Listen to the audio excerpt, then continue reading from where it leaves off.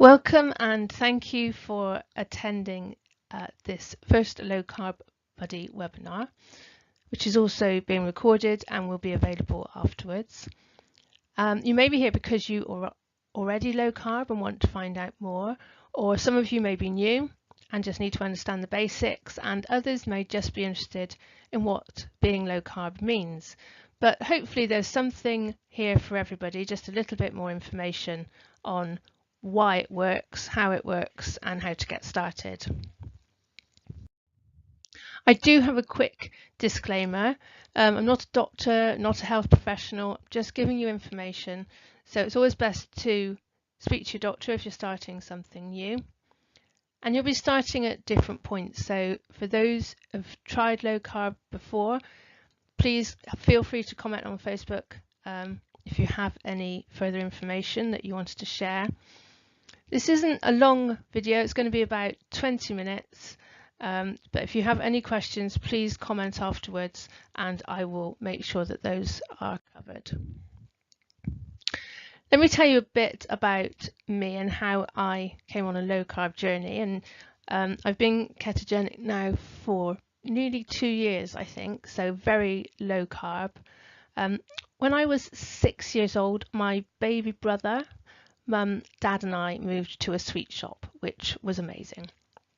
It was actually an off-licence and general store, but my main concern were the sweets, cakes, crisps, fizzy drinks that were now miraculously available on demand. It was amazing. All available at any time, all good news. I'm not sure how long it took, but some time passed and then I started falling over for no reason at school, knocking tables off chairs, generally just acting a little bit oddly. And this went on for a while, but eventually, to cut a long story short, sometime later I was diagnosed with epilepsy, which then proceeded to get worse, and I progressed to falling down stone steps, generally worrying my parents to death. However, I was prescribed medicine, which then meant I could go to school, do most things that I was supposed to do, but still at night the fits could be quite bad. If you fast forward about 40 years and the fits were getting worse again, I'd tried lots of things over the years to try and fix myself, but no amount of relaxation or exercise or yoga had helped. So at this point, I was having to walk out of meetings to try and get control of the feeling I get before having a fit. Quite often having fits while I was awake when I got home from work, and then having almost back-to-back fits at night, and generally just getting a bit concerned because I couldn't take any more tablets and still function and hold down a job. And in that 40 years, I'd also struggled with my weight, so it was fluctuating consistently between more often than not being a size sort of 16 to 18, occasionally a 12 to 14, but always putting on weight after going on a diet. So often hungry, had to make sure I had a snack on hand or I would get really angry about not having food. My neurologist then suggested going on the list to be assessed for surgery, which was tempting, but to be quite honest, I was willing to try anything to avoid having my head cut open. So after research, I decided to try the ketogenic diet, which is very low carb, medium protein and high fat. And amazingly, it worked. So I now have very few fits at night, got control during the day, and all down to basically cutting the sugar. So no more cakes, crisps, sweets, fizzy drinks, which brings me to where I am now. So 2 stone lighter without obsessing about food. Healthy and really quite determined to show other people the benefits of cutting carbs and potentially poisonous food like wheat and grains. I'm now combining my experience as a hypnotherapist and trainer with training that I'm undertaking as a primal coach to take this forward and to make sure as many people as possible know what they're putting in their bodies and how to fix things, really. The first thing I want to talk about is the fact that being low carb isn't a new thing. It's not a fad diet that could potentially be bad for you. If you do the right internet searches, there is plenty of misinformation, and unfortunately the government have promoted this with their low fat, whole grain approach to weight loss. So promoting that actually a large percentage of your plate should be whole grain, which is carb. There should be beans and pulses, which again is quite high carb, and everything needs to be low fat, which then goes on to have an impact on how hungry we feel.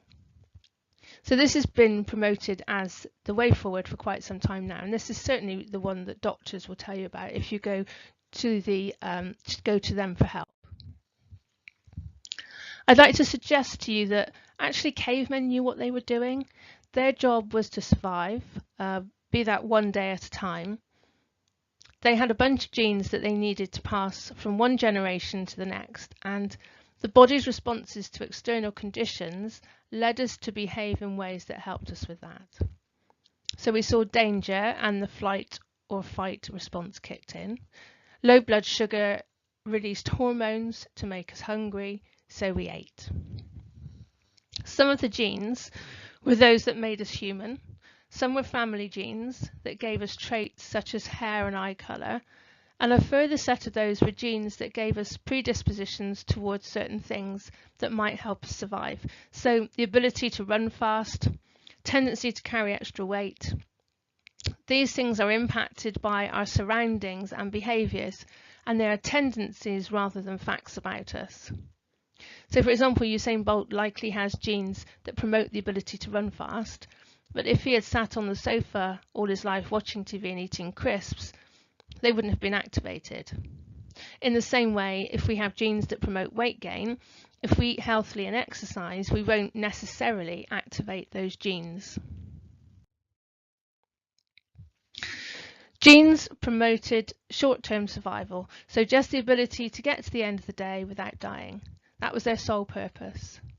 They weren't interested in long-term health of the individual, and some of our survival instincts, in fact, are detrimental to our long-term health.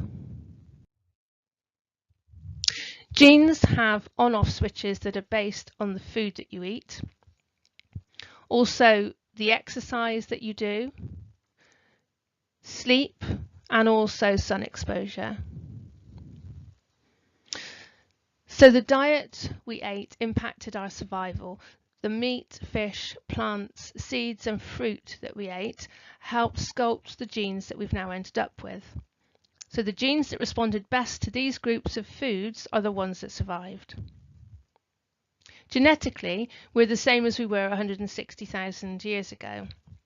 As the concept of survival of the fittest became less of an issue, we were pretty much the best we could be as human beings in the chemistry department, so any adjustments were to the familial and the predisposition gene group, rather than our basic makeup as a human being. Then 10,000 years ago, civilization started with agriculture. We started to grow crops. So we had a plentiful food source at hand. We no longer had to fight for food, so we stopped evolving. Primal humans needed to be in the peak of health to survive. Medicine and plentiful food, for example in the UK, means that it's not just the fittest who survive, but we all have a pretty good chance of making it through the day. So we stopped evolving, but our food didn't. So our genes are the same, but our diets are now very different. Cavemen ate plants and animals. None of it was farmed, but it was foraged. Some nuts, a whole animal, some leaves. And when it was in season, we'd have a glut of fruit, which we then gorged on to store as fat for the winter. Very little of this was carb-based, and none of it was high carb. The maximum lifespan potential of a primal human was 94 years with no medical care. So if we didn't get eaten, we would have a very long life. This dropped to 18 years in the Bronze Age and 20 to 30 in the early 20th century. And we've only recently caught up again with sanitization, hospitals and drugs. Civilization brought warfare, and although food was plentiful, the crops provided poor nutrition and disease also spread as we lived closer together. The primal coaching program that I'm studying promotes that to reach peak health, one of the first primal laws that has to be followed is diet. We follow the diet that sculpted our genes to be what they are today. Primal man ate plants and animals and avoided poisonous things. And poisonous things are not necessarily what you would imagine them to be. So grains and sugars were absent at the dawn of civilization, and we haven't adapted to thrive well on them. They can be seen as a slow poison to our bodies, and along those are chemically altered fats. We only have to look around to see that instead of society getting fitter and surviving, we're getting bigger and unhealthier. Many people's quality of life is at an all-time low due to diet. So by eating primally and following a low-carb diet, it not only allows us to lose weight, but it also has other health benefits. So studies have shown a 50% decrease in seizures for those with epilepsy, a 40% decrease in Parkinson's symptoms, regulation of blood sugar levels, and help for those with diabetes. And due to the adjustments that you achieve in appetite hormones, it also gives you the ability to go through the day without worrying where the next meal is coming from, and the ability to not need to fight anymore about whether the food you're eating is the right food, whether it's good for you, what you really want to eat, because actually you're more drawn towards those healthy foods. You don't get the cravings. The cravings go, energy levels increase, there's no more slumps in the afternoon, and for me, I lost 2 stone without really thinking about it, because I was focusing so much on the fact that it was helping the seizures.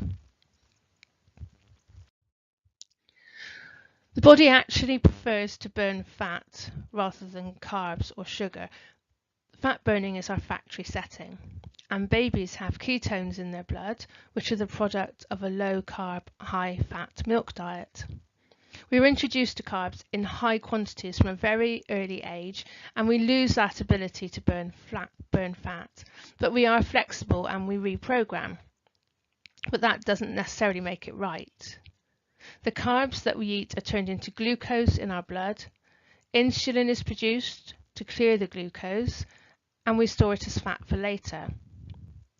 But ironically, insulin also locks the fat into the cells, so we can't access it. We then get low blood sugar levels, which the body perceives as a threat to our survival. It's a threat because we can't run away from predators with low blood sugar levels, so it makes us anxious about our next meal. This low blood sugar affects 3 hormones, one that makes us feel full or promotes hunger, depending on the circumstances, one that decides whether we burn or store fat, and the third which decides how quickly we digest food. So the more carbs we eat, the more we want to eat. And it's not until we become able to burn fat by clearing that insulin that we're able to easily access the stored fat to burn as a fuel. Burning fat also creates ketones as a byproduct, which we can also use as a fuel for the brain, and which then goes on to promote further health benefits. We get stuck in a vicious circle of eating carbs and then being tricked into thinking that we need more. Missing a meal is a threat to our survival because we can't burn our body fat. It stimulates this flight or fight response and makes us anxious to eat. For so many years now, we've been told that low fat is good for us and the way to lose the excess pounds. But I know that no matter how many times I've lost weight by cutting fat, it's been a struggle, and I was constantly thinking about food and looking for my next meal. Without fat, we never feel full. Fat is not only a fuel, but also affects those hormones that make us feel full. What we should consider is not how much can I eat and get away with it, but how little can I eat and still feel full and full of energy. Now, there's a lot more information I could give you about the chemistry of low carb, but we need a way to get you started, and to do that, you need a plan. The primal solution uses this carb curve to decide how many grams of fat a day to aim for. So to get into ketosis, which is fully fat adapted, you can see is under 50 grams of carbs a day. The weight loss zone is 50 to 100, and then 100 to 150 helps you effortlessly then maintain the weight that you're at. And anything above that will lead to weight gain. Everyone's very different, and within those things to aim for, there's different ways that the body can use carbs. So you need to really know for yourself by trying it out how many you need for your body. One other thing to consider is that your body can't store protein, so if you eat more than your body needs, it will be converted into glucose to store. So we need to be aiming for low carb, medium protein and high fat, rather than the Atkins approach, which was a diet very high in meat and proteins. So we need oils, coconut oil, for example, olive oil. We can have dairy, which is cheese, eggs, butter, good quality vegetables. Try and aim for the green leafy vegetables rather than having too many, like the carrots and the parsnips, those sweet fibrous, and good quality meat. Also berries and nuts in moderation. So these are all key groups of food that we need to be eating on a primal diet. If you consider that an apple has 14 grams of carbs, then fruit isn't really top of your menu choices either. Moderation is fine, but I'd recommend staying away from tropical fruit and concentrating more on berries. 2 slices of toast is 20 grams of carbs, and a medium potato is 37 grams. So you can see that even one non-primal food a day can really add up to take you over the amounts that are recommended. For your first 2 weeks, I'd like you to consider really the current carb levels of your diet. And I'm not going to prescribe what you eat, but really get to grips with what you're eating and the carb content of it. And there's lots of websites out there that give you information about how many carbs are in certain foods. Remember, green leaves, meat, fish, dairy, fats, berries. I eat a lot of flaxseed to make pancakes and porridge, and there's a ton of recipes on the internet. I've also got a Pinterest page with a collection of recipes, and my top tip would be to get yourself some cups and use American recipes. They're so much easier. Share your experiences on my Facebook page and any recipes that you come across, and then I'll post information on there as well. I have a diary for you to fill in if you would like that. I wouldn't recommend suddenly dropping to 50 to 100 grams of carbs a day. It's a gradual process, and start with awareness and cutting wheat products and processed foods. A key point as well, that don't up your fat if you aren't cutting carbs. Use the extra fat to feel full and eat less carbs. If you do both together, then actually you can very easily put on weight. If you would like my workbook, please comment below. And then I'll be able to give you access to that. I can send you a link. The primal approach also promotes that weight loss is actually 80% the food you eat and 10% getting the right amount of sleep and 10% exercise. But that 10% sleep can have a big impact if you aren't getting enough sleep, promoting the need to then eat for energy, to run away from danger. If you're tired, the body wants you to eat. So I have 13 years as a hypnotherapist, and I've recorded a special hypnotherapy track for you to get in a really positive place for going low carb. And then it will also help you sleep. If you put that on at night, you can use it to sleep. Having a positive frame of mind can be the difference between starting and eating our next cake and not doing that, but going low carb instead. If we think about what we want to happen and believe it, then our actions support that. Just put it on at night to go to sleep. And again, if you just comment in the comment below, and I'll be able to give you a link to that. Cavemen really knew what they were doing. They made it through evolution, and so you can become the healthiest version of yourself with the highest energy levels and really enjoy life by then thinking back and following that primal connection. So I'd like you to have a little think about where you go from here, and remember there's some key points there that will really help you stay on track. I can send you links to the workbook, and keep track again on the Low Carb Buddy Messenger group. If you want any information, just send me a message on there. Also, if you would like more information and more videos, let me know what you would like to know more about, whether it be the chemistry of how it works. There are many primal principles for that happy, healthy life that I could go into in more detail. Could be more information about food or top tips. Just let me know and I'll be able to post more information in a video. So thank you for listening. It's been a real pleasure to be able to share that information for you, and if you like, you could like and share my Low Carb Buddy Facebook page. But thank you very much for listening.